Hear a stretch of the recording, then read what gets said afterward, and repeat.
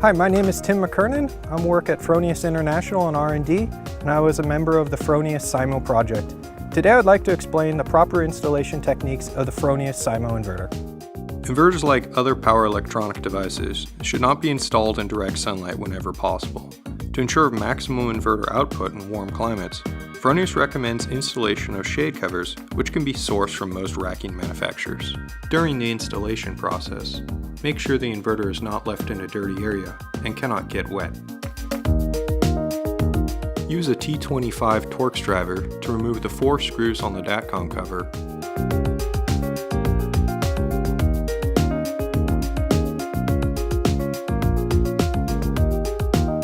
Release the 2 securing screws that hold the inverter to the mounting bracket.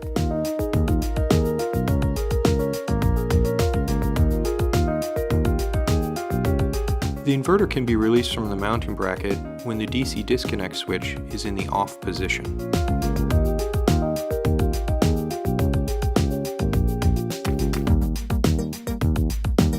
Check that the metal tab for the disconnect is not out of alignment. It is recommended to drill out the knockouts rather than using a hammer. Make sure the grounding bushings do not obstruct the inverter from closing. In case you enter with cables from the left side, make sure they are underneath the shaft of the DC disconnect. There are 2 variations of input terminal blocks. One comes with the option to place fuses for all inputs of DC plus and DC minus. The other is a direct pass-through. The fuse holder has an open and closed side. When installing on the fuse print, make sure the side with the opening lines up with the white standoff.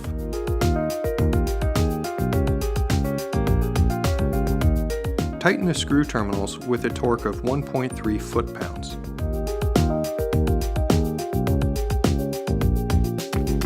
After all the cables are installed, don't forget to tighten down the strain relief.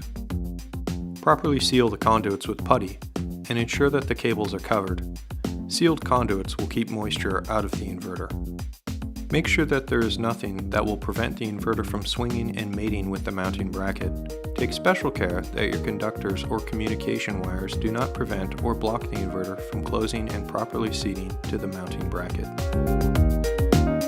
Tighten down both securing screws using your adjustable torque driver set to 1.8 foot-pounds. Check that the seal on the DATCOM cover is in good shape.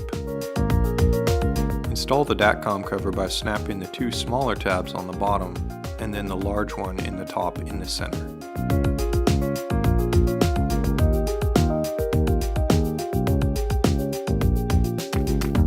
Tighten down the DATCOM cover screws using your adjustable torque driver set to 1.8 foot-pounds. It is not permitted to use an electric drill gun to install the DATCOM cover. Press firmly in the middle at the top to verify the DATCOM cover has snapped into place. Run a finger over the seam as a final check of proper height. Don't leave the inverter open overnight or for long periods of time. Before leaving the job site, always give the inverter one last check to make sure it cannot move and is fixed properly to the mount, correctly sealed, and the DC disconnect switch is left in the on position.